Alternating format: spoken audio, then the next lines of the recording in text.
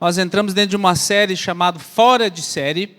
E a ideia aqui é nós pegarmos aí uma das séries mais famosas que nós temos hoje, que é o The Chosen. Esse ano é a temporada da crucificação. Nós estamos separando algumas cenas e fazendo a pergunta, isso está na Bíblia? E aí nós estamos baseado em algumas coisas que nós estamos vendo, nós olhamos para o texto, vemos aquilo que está no texto e dele a gente extrai de fato a verdade que ali está. O objetivo, querido, não é substituir a Bíblia pela arte, é muito o contrário, é usar a arte, aquilo que nós vamos ver, nós vamos assistir um trecho agora, como uma ilustração ou como ponte para aquilo que a palavra de Deus disse. Então a arte, ela vai despertar o nosso interesse, nós vamos ver uma cena bem elaborada e tudo mais, mas ela desperta o nosso interesse como ponte para ir para a palavra, não apenas como uma referência. Deixa eu ver, ler um texto aqui, mas deixa eu ver mesmo o que o filme diz, o que a série diz, para eu aprender algumas coisas. E a gente viu na semana passada que tem 3 filtros para você usar para assistir essa determinada exposição ali, não deixa de ser uma exposição de um texto das Escrituras, e hoje a gente vai ver mais um trechinho dele lá, solta para nós. E aí depois a gente pergunta, está na Bíblia? Você quer ser curado?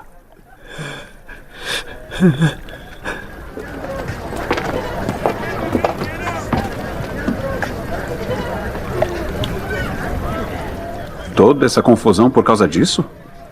Um Mickey V enorme? Tenho o pressentimento de que ainda não vimos tudo.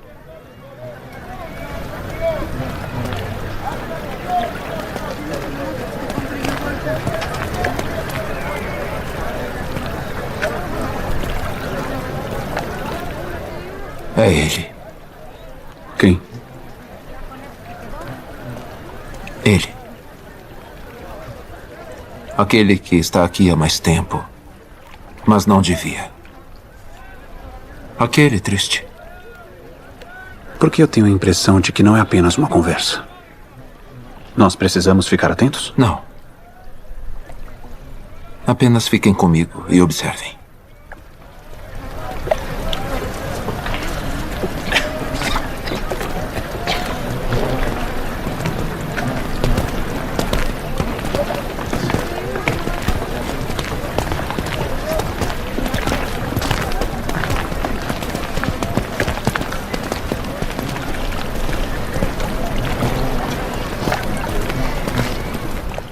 Shalom? Eu? Sim? Shalom. Eu tenho uma pergunta para você. Para mim?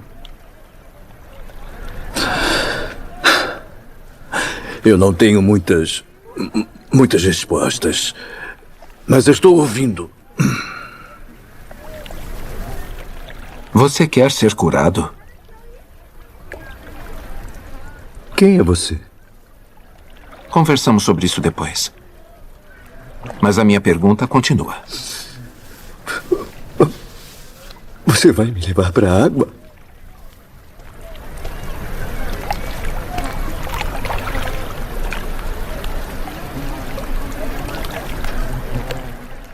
Olha, eu estou tendo um dia muito ruim. Você está tendo um dia ruim há muito tempo.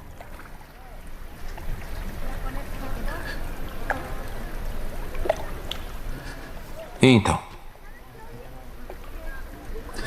Senhor, eu não tenho ninguém que me ajude a entrar no tanque quando a água é agitada. Enquanto eu estou tentando entrar, os outros chegam antes de mim. Então... Olhe para mim. Olhe para mim. Não foi isso que eu perguntei. Eu não estou perguntando quem está ajudando você, ou não está ajudando, ou quem está atrapalhando. Estou perguntando sobre você.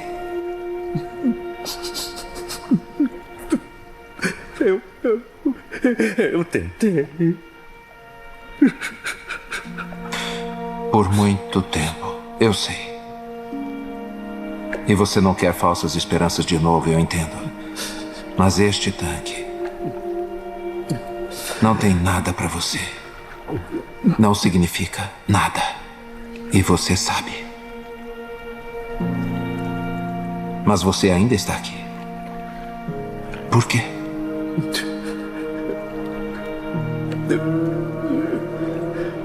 Eu não sei. Você não precisa deste tanque. Você só precisa de mim.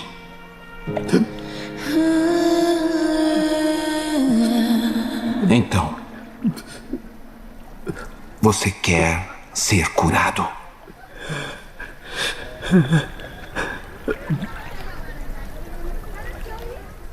Então vamos. Levante-se, pegue a sua maca e ande.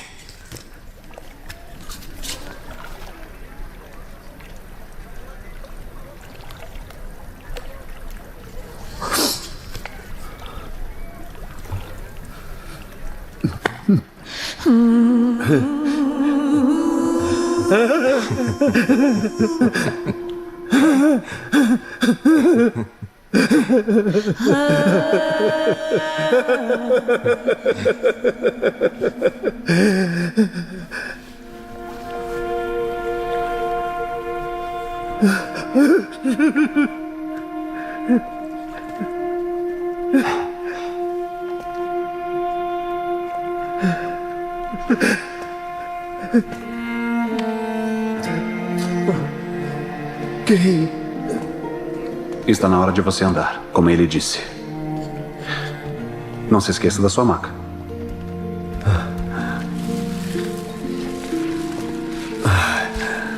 Por que isso importa? Porque você não vai voltar aqui. Essa vida acabou. Tudo muda agora. Amém, querido. Pergunta, está na Bíblia? Está na Bíblia, gente?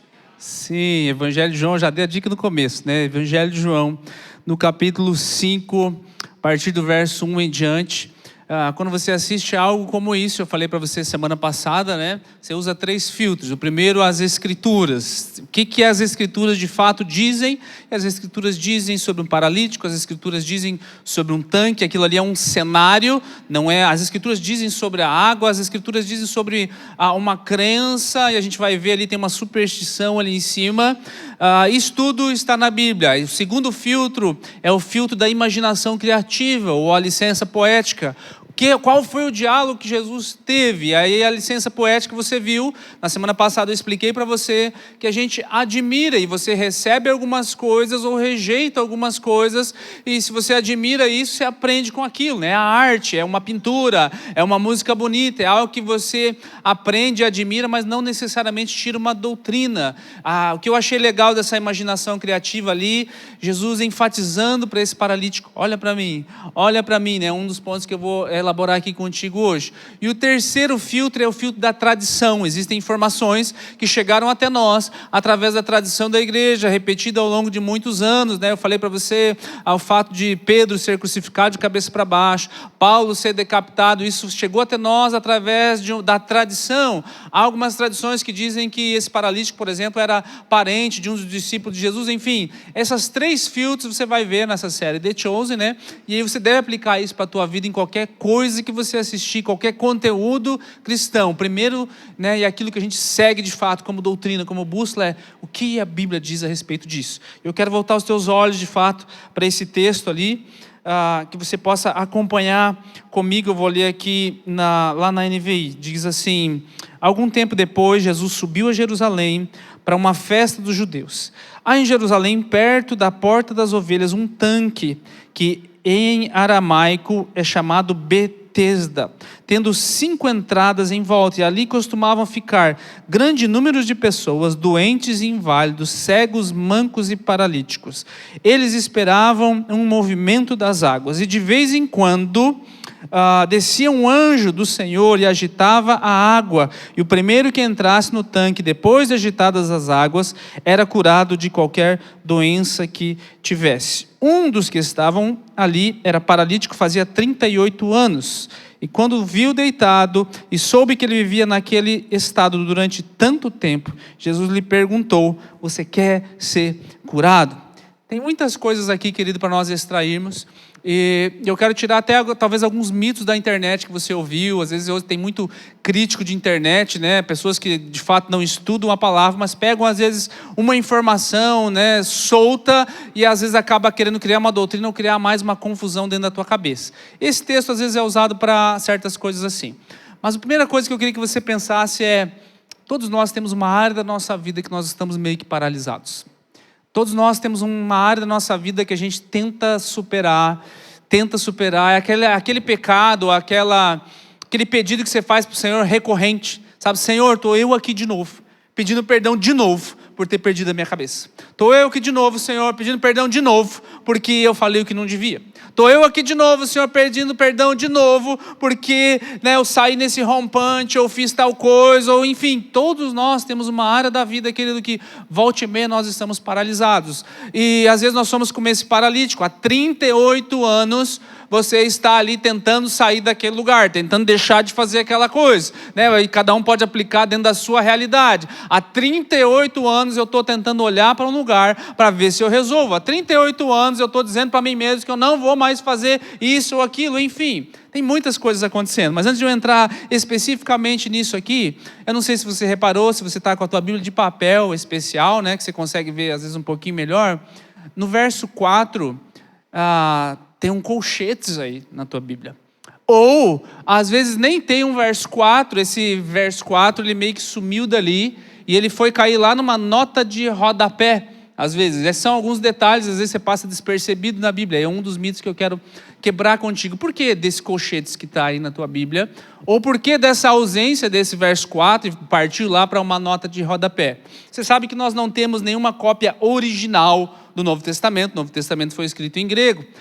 Os escribas, né, o papel deles principal era copiar esses manuscritos. O primeiro papel, vamos dizer assim, que João usou para escrever, ele já se perdeu, então as cópias chegaram até nós. Como é que nós temos certeza de que aquilo que está diante de nós, de fato é o que João escreveu? Tem mais de 5.000 cópias resgatadas do Novo Testamento, de várias pessoas que copiaram ela. Isso comparado a qualquer documento histórico do mundo, é de longe aquilo que mais dá credibilidade, de longe aquilo que você tem mais garantia de que aquilo que está nas tuas mãos de fato é o que João escreveu, porque essas cópias são colocadas uma do lado da outra para ver se elas batem de fato, a informação bate uma com a outra. E a conclusão é que 99% do que ali está, ele bate especificamente em todas as coisas. E esse 1% é esse um detalhe desse verso 4. Nem todos os manuscritos, principalmente os mais antigos, tinham a informação desse versículo 4. Qual era a informação desse versículo 4? Que de vez em quando vinha um anjo, agitava as águas e o primeiro que entrava nelas era curado. Então, os manuscritos mais novos, essas cópias mais novas, registraram isso. Por isso que tem um colchete na tua Bíblia, por isso que tem uma nota de rodapé na tua Bíblia. Pastor, você está dizendo que então eles mudaram a Bíblia? Não, querido, isso não é para te descredibilizar. Por isso que às vezes esses vídeos da internet que você assiste, eles vão dizer para você assim: olha, tá vendo? Essa Bíblia está alterada, esse que está na tua mão nem a Bíblia não é. Querido, isso te dá mais autenticidade. Jesus não está, ou Deus não está escondendo as coisas. Essa informação foi acrescentada muito provavelmente alguns anos depois, porque algumas pessoas não entendiam o que estava acontecendo ali naquele poço. O que é mais importante aqui? Ela não altera o centro do texto. Qual é o centro do texto?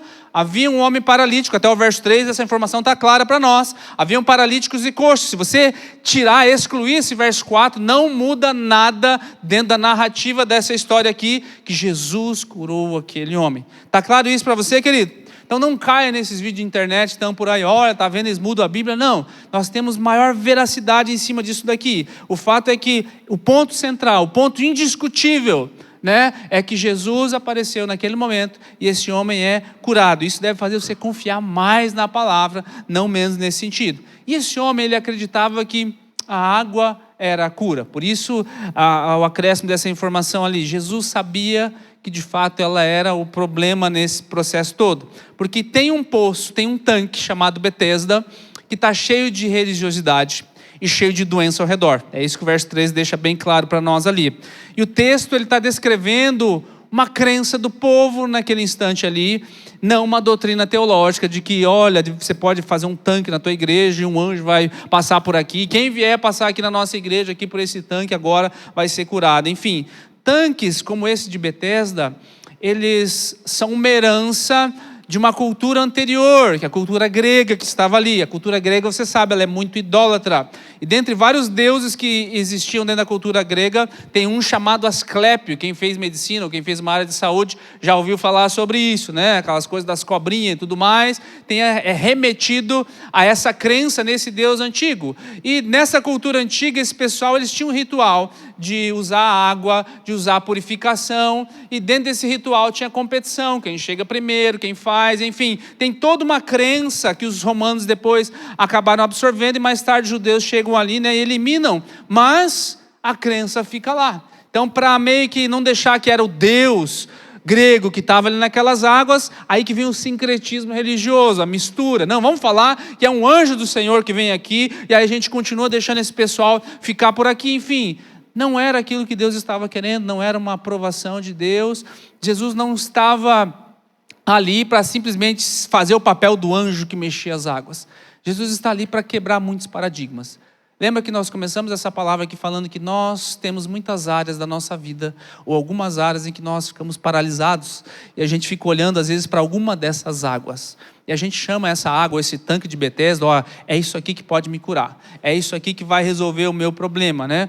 Curioso é que Betesda significa casa de misericórdia, Beit Sedá, casa de misericórdia. Mas nessa casa de misericórdia não tinha misericórdia nenhuma, porque é uma casa de competição, é quem chega primeiro. Não tem graça nessa casa de misericórdia, né? Tem sorte, né? É aleatório, de vez em quando ali alguém vai ser curado de alguma coisa. Então, até hoje existem lugares assim, onde pessoas estão implorando, mendigando por uma cura baseada em uma crença falsa, né? Tem muita gente sincera, mas no lugar errado, e esperando o momento errado acontecer de fato.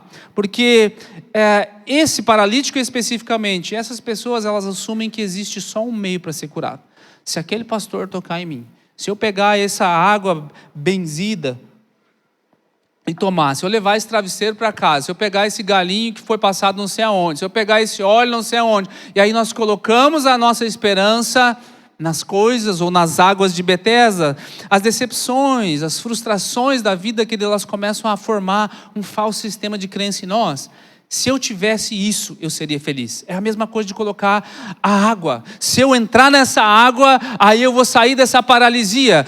O dia que eu conquistar isso, eu vou sair dessa paralisia. O dia que a minha mulher deixar de fazer tal coisa, aí a minha vida vai mudar. O dia que os meus filhos responderem desse jeito, aí que as coisas vão funcionar. O dia que o pastor fizer qualquer coisa no meu lugar lá, que ele subir um monte, que ele jejuar 40 dias, e aí a gente coloca condições, ou seja, quais são as águas de Betesda que a gente coloca como condição para que o milagre venha acontecer na nossa vida. Por isso que eu falei, tem muita gente sincera, mas no lugar errado, esperando um movimento errado. Eu sou assim por causa do que fizeram comigo. Olha, eu fui muito injustiçado, eu fui passado para trás, me roubaram, me passaram a perna lá atrás, então por isso que tudo deu errado na minha vida, e agora eu não consigo mais prosperar enquanto aquela dívida lá atrás não for paga, enquanto aquela pessoa não vier aqui diante de mim, pedir perdão para mim, se reconciliar comigo. E aí nós vivemos às vezes uma vida paralisada naquele lugar. Querido, Jesus vem para mostrar que a misericórdia, ela não está no lugar, ela está na pessoa.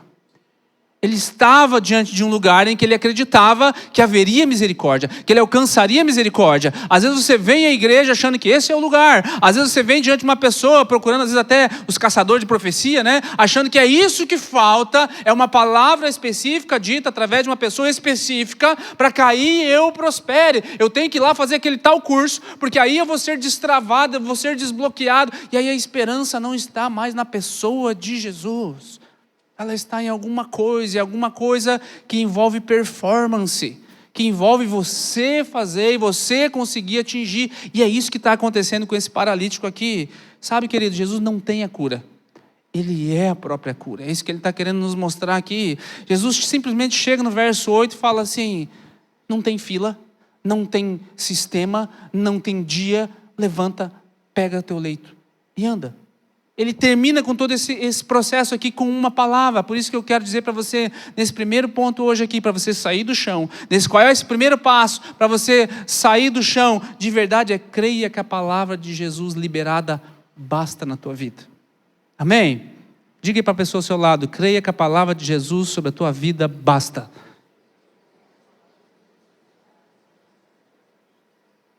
Por isso, cuidado com a ilusão dos falsos movimentos. Segundo passo, encare as perguntas difíceis. Uma vez que eu criei na palavra de Jesus, Ele é a fonte, eu desvio o meu olhar dessas coisas, do que eu posso, eu começo a olhar para Jesus, eu preciso começar a encarar perguntas difíceis. É aqui onde as pessoas param. Elas vêm, elas gostei do que o senhor falou até agora, mas daqui por diante, às vezes as pessoas param aqui e vão embora. Não, eu tenho que encarar as perguntas difíceis.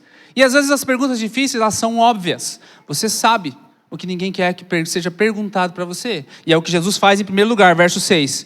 Quando viu deitado e soube que ele vivia naquele estado havia tanto tempo, Jesus lhe perguntou: você quer ser curado? Gente, Jesus está vendo o cara paralítico, está vendo que ele não pode andar. É uma pergunta que não faz sentido, não é verdade? Não faz sentido se você está procurando um sistema básico. Jesus está enxergando qual é o problema dele. O maior problema dele não é que ele não pode andar. O maior problema dele é que a esperança, o foco da esperança, o foco da vida, o foco do entendimento de quem Deus é, ele foi desvirtuado. E Jesus faz essa pergunta difícil. Por quê? Porque nem todo mundo quer se levantar do chão.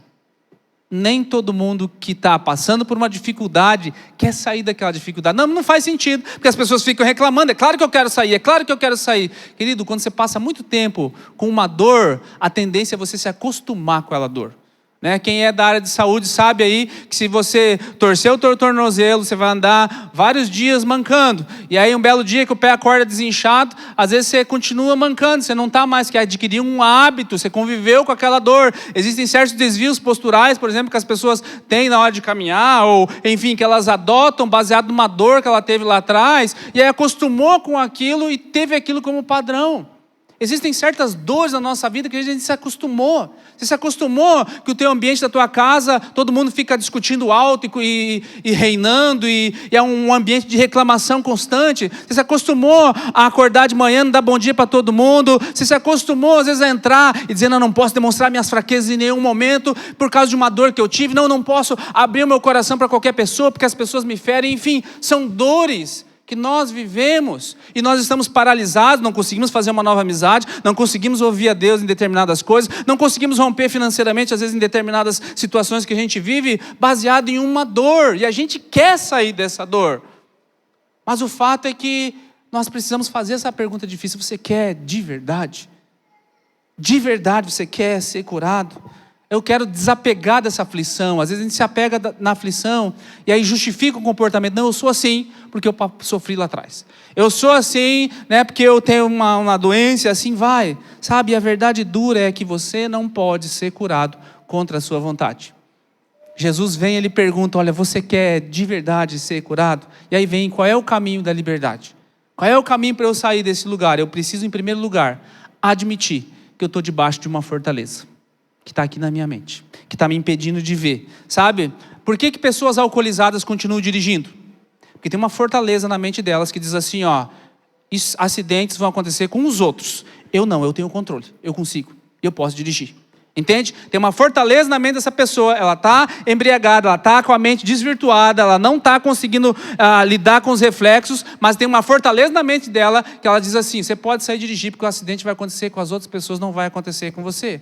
Sabe, querido, às vezes eu e você em determinadas áreas nós estamos assim, debaixo da influência de outra coisa, que não é o Espírito de Deus. E aí é uma fortaleza na nossa mente que diz assim: não, eu consigo, eu ainda mantenho o controle sobre isso. Não, eu sei que isso aqui é errado, eu sei que eu estou pecando. Não, mas a hora que eu quiser eu paro, a hora que eu quiser eu paro. Sabe, aí esse pensamento vai perpetuando sobre você, e você não percebe que tem uma fortaleza. Eu quero te ajudar a talvez identificar qual fortaleza que está aí na tua mente, no teu coração. Por exemplo, há um teste que pode te ajudar a ver isso. São 4 perguntas. A primeira pergunta é: a tua família e os teus amigos dizem que você tem um problema? Primeira pergunta: tem alguma coisa que a tua família, que é o pessoal que convive contigo, tá? Todo dia, e os teus amigos que de fato estão dentro do teu relacionamento, eles dizem para você recorrentemente? Essa é a primeira pergunta. Pô, você vive reclamando, hein, cara? Pô, mas você, pô, mas, cara, qual é aquela coisinha? Pode ser uma coisa às vezes até boa, mas principalmente uma coisa ruim. Ou uma coisa que não é às vezes tão ruim aos teus olhos. Não é nada. Primeira pergunta. Agora, segunda, mesmo sabendo que esse comportamento, esse hábito afeta os outros, você continua fazendo a mesma coisa? Segundo sinal de que pode ser uma fortaleza na tua mente, por quê? Quando eu quiser parar de explodir de raiva, eu paro. Quando eu quiser parar de mentir, eu paro. Quando eu quiser parar de beber, eu paro. Quando eu quiser parar de praticar isso, eu paro. Mas a vontade nunca vem, nunca vem. Lembra? Tua mulher já falou, teu marido já falou, teus amigos já falaram, tua família já falou. Está afetando os outros, mas você continua fazendo. Segundo sinal de alerta. Terceiro, você consegue passar uma semana sem isso? Você consegue passar uma semana sem assistir isso, sem beber isso, sem comer isso, sem praticar isso, enfim. Se você não consegue ficar em abstinência de 7 dias a respeito de alguma coisa, esse já é um grande sinal de que tem algo aí te prendendo na tua vida. E a última pergunta, isso afasta você do convívio das pessoas? Se elas soubessem que você pratica isso, que você faz isso, que você pensa desse jeito, isso te afasta das pessoas, faz você viver de uma maneira às vezes até meio que isolada, às vezes pode ser até um pensamento, não, eu sou assim, eu sou desse jeito.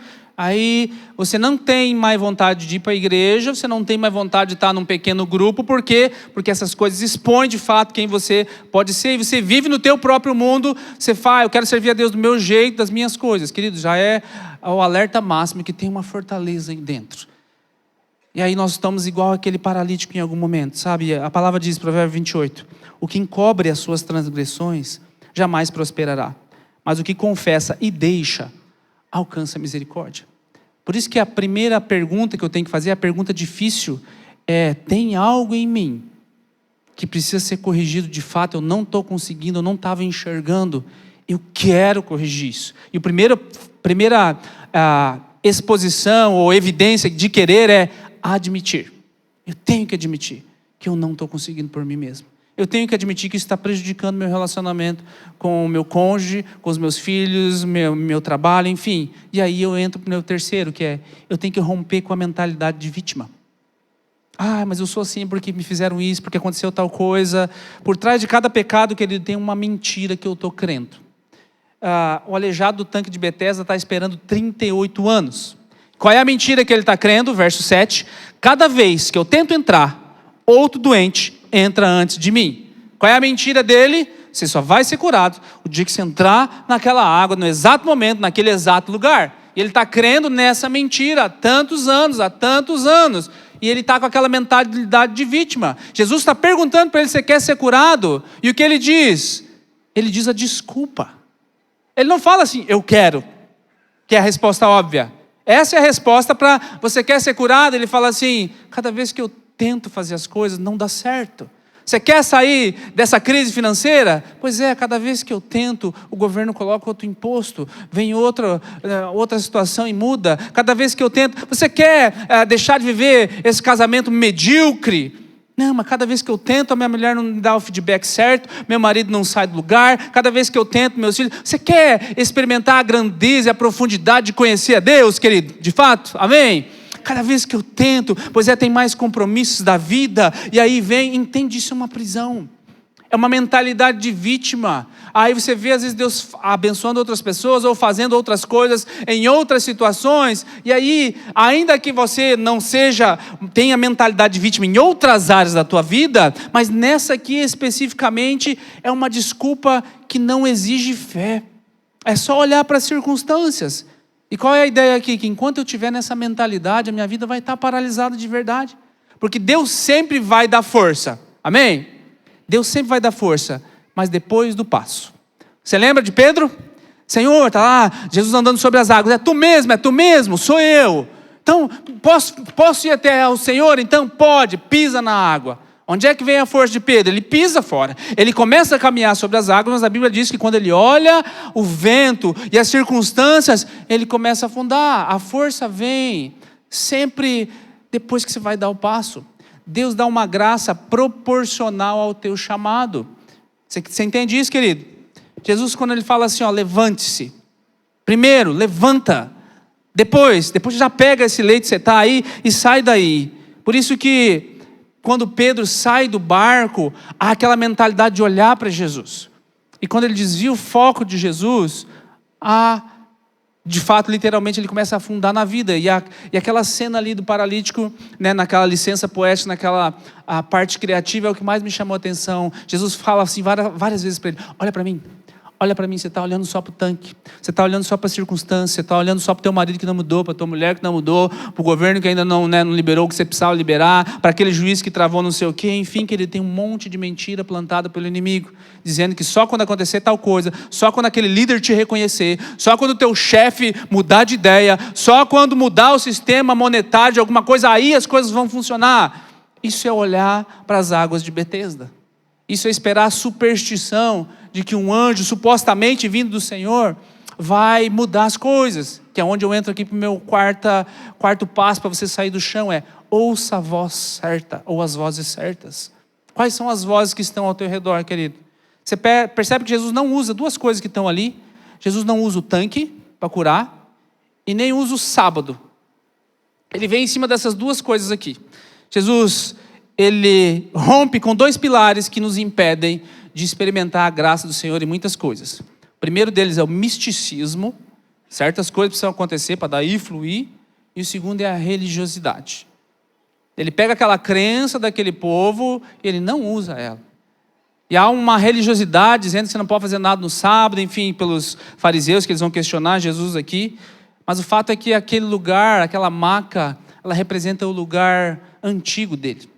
Ela representa o lugar onde ele está ouvindo muitas vozes que estão dizendo para ele todo dia: o dia que você entrar ali vai dar certo, o dia que você entrar ali vai dar certo, o dia que você entrar ali vai dar certo. Qual é o tanque de Betesda que está te cercando? Como é que é o teu ambiente de trabalho? Quais são as pessoas que você costuma ouvir ou seguir na internet, que estão falando para você, ao invés de te apontar para Jesus, ao invés de te apontar para o Criador, estão te apontando: olha, se você fizer isso aqui, isso aqui, isso aqui. Eles estão falando para você todo dia e você está se enchendo daquilo. Olha, se fizer isso aqui vai dar certo, se fizer isso aqui dá... Por isso que não está dando certo, porque tais coisas ainda não aconteceram para você. Quando de fato a primeira coisa que devia encher o teu pensamento pela manhã é o que a palavra de Deus diz a teu respeito. É o que Deus de fato pensa ao teu respeito. Lembra o primeiro filtro? As Escrituras. Quem Deus diz que eu sou? Ao invés de eu encher a minha mente com a identidade que o mundo diz, a respeito da minha aparência física, a respeito da minha inteligência, ou das coisas que eu já consegui conquistar quando eu tiver 40 anos, ou isso ou aquilo, querido, eu preciso olhar qual é a fonte que eu estou bebendo de fato. Quais são as vozes que me impulsionam ou que estão me prendendo 38 anos naquele lugar. Sabe, tem aquele ditado, né? Me diga com quem andas que eu vou te dizer quem você é. Deixa eu parafrasear isso e dizer assim: me mostra os teus amigos hoje e eu vou te mostrar o teu futuro. A ideia aqui não é você começar a cancelar pessoas, meu amado, mas Paulo ele nos orienta claramente em 1 Coríntios, né? As más companhias corrompem. Não significa que você não pode agora ter mais nenhum amigo cristão. Isso não é recomendação bíblica.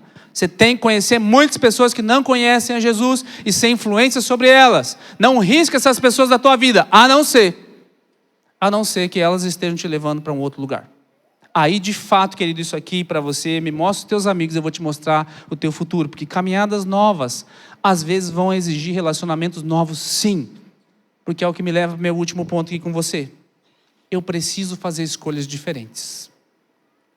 Jesus vai terminar o verso 14 aqui, encontrando o paralítico em um outro momento. Ele tem um conflito, os judeus eles estão preocupados ali com o sábado, né? E não com o resultado, com o sistema deles que não foi obedecido. E Jesus entra mais tarde, lá aqui no verso 14, ele encontra esse paralítico. E olha aqui, ó. Ele diz assim: mais tarde, Jesus o encontrou no templo. Ele disse: olha, você está curado. Não volte a pecar para que algo pior não aconteça com você. O que Jesus está nos ensinando aqui? Nem toda dor que a gente vive vem do pecado, mas algumas consequências que nós vivemos vêm dele. Sabe, não é desejo de Deus que você sofra. É desejo de Deus que você se corrija. A palavra é clara a dizer que Deus tem pensamentos bons para você, e são inúmeros, que você não poderia nem contar a quantidade de coisas que Deus pensa a teu respeito. Isso é o que a palavra diz. Mas por que nós sofremos? Essa é uma pergunta mais complexa. Eu já fiz uma série sobre isso, em outro momento eu trago de volta. Mas a ideia é que existem algumas dores que não vêm do pecado, são simplesmente consequências de más escolhas. Quando Jesus fala assim para ele: ó, não peque de novo, para que coisa pior não te aconteça de novo. Você já foi salvo, você já recebeu o Espírito do Altíssimo sobre a sua vida, Ele já te convenceu do pecado, Ele já te trouxe à presença do Pai, Ele já fez tanta coisa sobre a sua vida, você nem imaginava. Talvez você está começando a caminhada agora, está experimentando coisas maravilhosas e coisas melhores ainda vão por vir. Mas ao longo do tempo, liberdade sem sabedoria leva de volta à escravidão. Quantas pessoas você conhece que de fato foram libertas de um vício, seja bebida, seja o que for, mas eventualmente tiveram uma recaída, drogas principalmente? Geralmente você vai conversar com essas pessoas, foram outras pessoas, foi uma companhia, foi uma conversa. Sabe que ele disse, nos dá um alerta que eu tenho toda a liberdade em Cristo Jesus. Para a liberdade ele nos chamou, né? Conhecereis a verdade. E aí você pega vários outros textos que vão dizer que tudo te é permitido, tudo, mas nem tudo te convém. Tudo te é permitido, mas eu não vou me deixar dominar por essas coisas. E é aqui que entra esse último ponto aqui. Um novo começo vai exigir um novo hábito. Um novo começo vai exigir um novo plano e principalmente uma nova disciplina. Deus me deu muita liberdade para eu fazer as coisas, mas não faz sentido eu me sentar de novo na roda de amigos e começar ali a beber, seja qualquer bebida que for, e conversar um monte de outras coisas que não envolvam Deus no processo naquelas pessoas. Ah, mas eu estou cultivando amizade. Então tem maneiras melhores de você fazer isso. Vai lá e senta junto com eles, senta junto deles, pede outra coisa,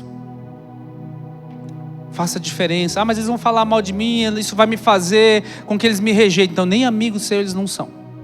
Vocês não respeitam nenhuma simples decisão como essa. Tem que tirar sarro de você sempre. Nem amigos seus eles não são. Está mais ali um motivo para você talvez ou desfazer dessa amizade, ou então começar a orar por eles e voltar naquele lugar sendo diferença, não sendo igual. Se alguém de fora olha para você naquele meio e não vê diferença nenhuma, querido, você não está lá para evangelizar, não tem plano de Deus para você nenhum. Quando você se cerca desse tipo de pessoa, seja em qualquer lugar, pode ser num churrasco, pode ser num ambiente de trabalho, num final de ano, sei lá, o que for. Deus nos chamou para ser sal da terra. Quando Jesus fala assim, ó, vai, não peque mais para que coisa pior não te aconteça, é aquela expressão que você lavou, né? O porquinho, ele está limpinho, ele está voltando de volta para a lama. É o estado do endemoniado, né? Que foi liberto, mas depois ele foi lá e ficou 7 vezes pior. Quando Deus nos chama, Ele nos chama para ser transformados. Percebe que Jesus não veio aqui, Jesus não morreu nessa terra, querido, para você ter paz de espírito. Quando Jesus fala assim, ó, pega esse leito e sai desse lugar aqui, é para você nunca mais viver do jeito que você vivia. É para você sair do chão e nunca mais viver do jeito que você vivia. A evidência é que o paralítico, quando ele descobre que foi Jesus que curou ele já sai falando para os outros, ó, foi ele que me curou. Você tem um testemunho que já está pronto para ser dado. Lembra da mulher samaritana semana passada? 4 minutos, 5 minutos de conversa com Jesus, ela está anunciando já. Você tem a solução para os problemas de muitas pessoas dentro de você. E ela não está nos passos que você vai ensinar para essas pessoas, que ele está no testemunho de vida em primeiro lugar. Olha o tipo que eu estava. Eu não sou ainda 100%, mas eu já não sou mais aquilo ali. E às vezes aquela abstinência temporária, abrir mão de certas coisas temporárias, vai ser aquilo que te difere. Sabe, muitas vezes que eu sei, né, que chega ao meu conhecimento, eu sou criticado às vezes por uma postura que eu tenho. Eu estou falando do meu âmbito de convivência pastoral, a respeito da firmeza, a respeito da centralidade da palavra. Claro que eles não vão falar isso com essas palavras, né? Mas eu tenho claro, firme no meu coração, que esse é o primeiro e único maneira com que Deus escolheu se revelar em primeiro lugar. Ele fala direto ao meu coração, mas depois ele volta os meus olhos obrigatoriamente para as Escrituras. Porque a palavra diz que no último dia nós vamos ser julgados pela palavra. Você percebe que Deus não vai pegar e você falar assim, olha, você não fez nada do que eu gosto, está aqui, está errado. Ele já disse tudo aquilo que era para você fazer e que Ele gosta. E Ele ainda diz assim para você, ó, tem 2 caminhos. Tem um bom e tem um muito ruim. Escolhe esse bom aqui, ó. Esse aqui vai dar tudo certo. Não escolhe esse daqui não, esse aqui não vai te levar. Deus te mostra, Deus te traz. Se coloque de pé, por favor. Eu não sei qual área da tua vida, meu amado. que você está lutando, mas eu creio que hoje é uma manhã para Deus nos mover desse lugar. Pode ser algo tão difícil.